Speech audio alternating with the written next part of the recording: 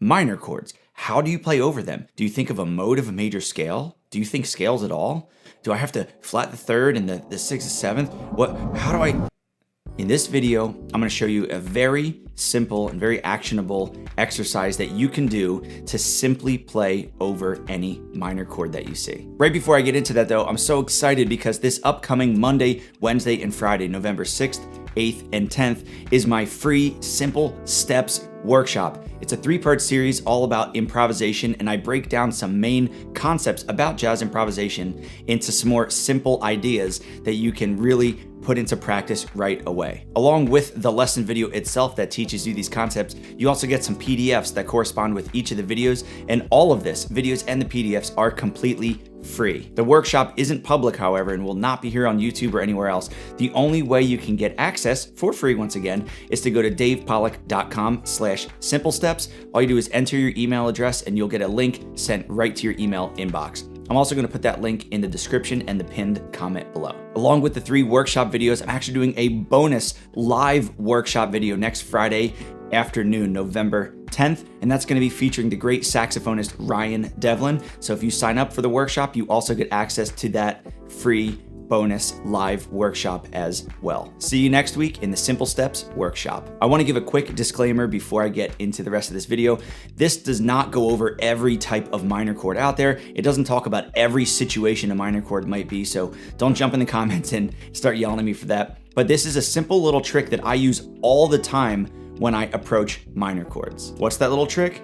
Well, I basically turn every minor chord that I see, specifically minor 7 chords, into major 7 chords. You probably have 2 questions. Why would you do that, and how do you do that? Well, first, to answer the why, for me, I like thinking about simpler ideas throughout. I think you kind of know that if you know my YouTube channel here and the way that I like to teach, but I like to simplify things, make them more clear, more concise. So for me, if I can just practice one sound, the major 7 sound, I can use it over major chords and minor chords. And a little note here, you can also use them over a bunch of different type of chords like dominant chords, sus chords, other things, but I'm not getting to that in this video. But if you focus on playing one sound, that major sound, then you can just apply that simple sound to many different things as opposed to just trying to learn new ways to play every time you see a different type of chord. So for me, it works because it really just simplifies things and I don't feel like I have to learn something new every time. Now for the how. Well, basically what you're going to do is whenever you see a minor 7 chord, you're going to go up to the relative major and play that major 7 chord. So for example, if you see D minor 7, you're going to play F major 7. What does this give you? Well, think about it. D minor 7, the notes are D, F, A, and C. F major 7, it's F, A, C, E. So if you take the 4 notes of F major 7, play them over D minor 7, if you want to think chord tones, the F is the flat 3rd, A is the 5th, C is the flat 7, and E is the natural 9th. You notice one note is omitted, and that is the root. That's another reason why I like to do this, is because it gets you away from playing the root.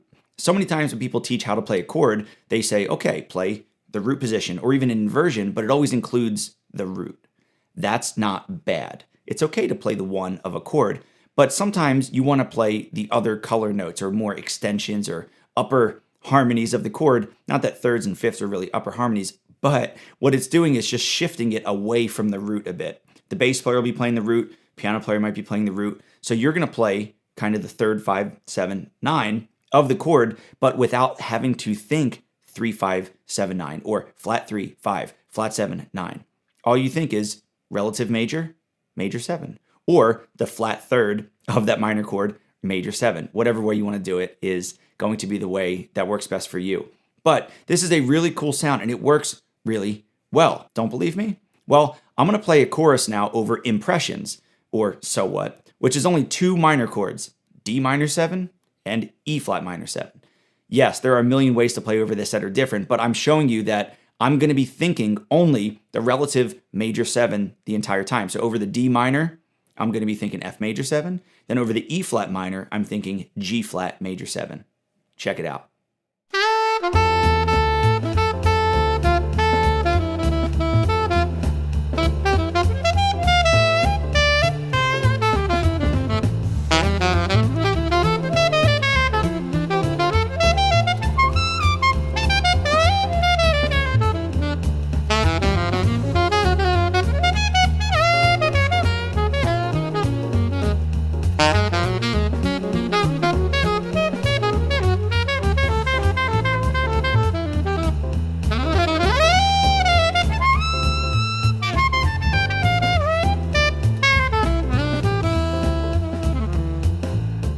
All right, wasn't that pretty cool? I'm sure you heard, now that you were thinking about it, that I was really thinking of that major 7 because I focused on the notes, specifically the 3, 5, 7, 9 of D minor there and E flat minor. But just thinking of that major 7 kind of gives you the sound that you're looking for. It gives you the correct minor sound, but I'm not having to think of something different. I'm just thinking major. Once again, it makes it easier for me in this instance. All right, so now on to another application of this, which I think is actually a little even more useful than just sitting on a minor chord. And that's going to be over a 2, 5, 1. For this example, I'm going to be using a 2, 5, 1 in concert C major. So those 3 chords would be D minor 7, G7, and C major 7. Now, here's the cool thing about this. We're not only going to think of the relative major 7 over the 2 chord, over the D minor chord. Yes, we're going to think F major 7. We're going to continue to think that F major 7 even while the rhythm section is playing G7. Sure, we can get into it and say, well, if you think F major 7 over G, that's like a G7 sus or G13 sus. I'm not even thinking of that. I'm not even going to really dive into that. All I'm going to say is if you have a 2, 5, 1 where the 2 chord is D minor, you're going to play F major 7 over the entire 2, 5 and then resolve to C major. So you can think of it like this. Over the 2, 5, you're going to play F major, and then over the 1, you're going to play C major. So in a 2, 5 and B flat, for example, if the 2 chord is C minor, so C minor 7, F7, you're going to think E flat major over both the 2 and the 5. And then when you get to B flat major, play B flat major. Once again, I'm going to play an example here where I play 2, 5, 1 in concert C major. I'm going to play the C major for 2 bars to keep it a nice 4-bar phrase. But the entire time over the 2 and the 5, I'm only going to be thinking of that major 7 chord. Check it out.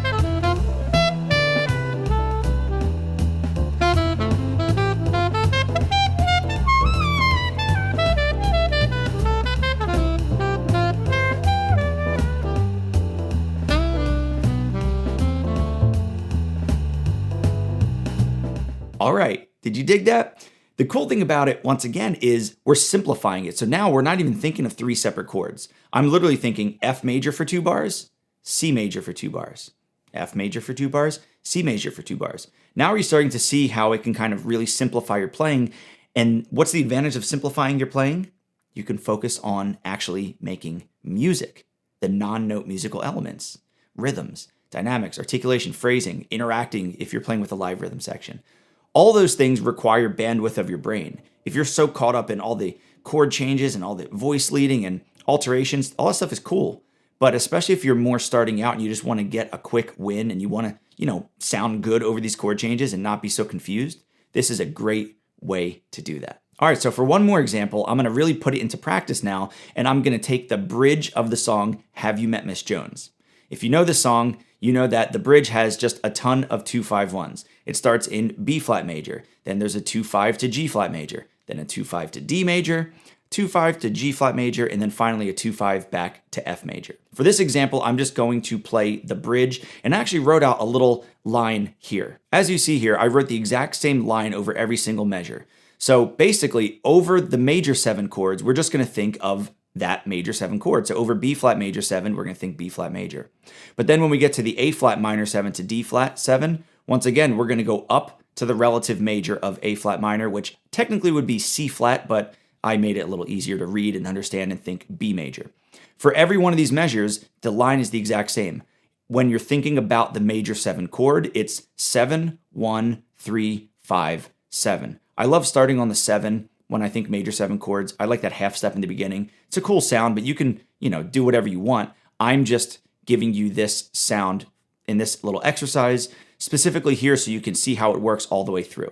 Now I'm going to play this exact exercise and this exact lick over the 8 bars of the bridge. Check it out.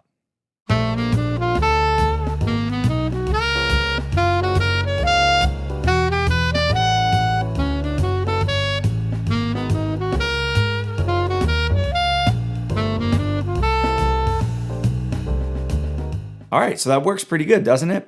And now I'm only thinking of major chords throughout. Sure, can I think of voice leading? Can I think of other thing substitutions? Yes. Remember, that's not the point of this. This is just simplifying it all down. Now, for the final demonstration, what I'm going to do is think what I just thought of only those major 7 chords all the way through the bridge, but I'm actually just going to improvise now. I'm not going to play a specific lick each time.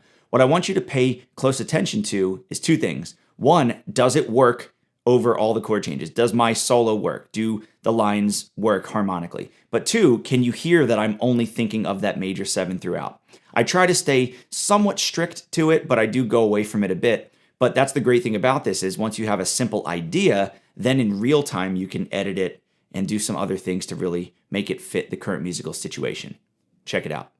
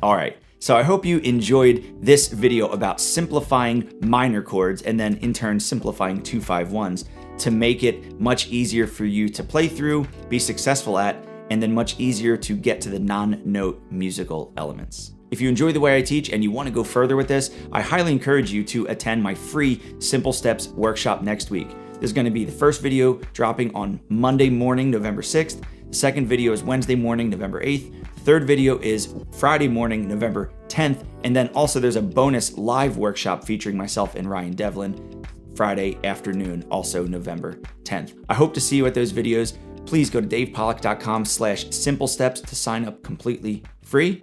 And I'll see you next week in the workshop.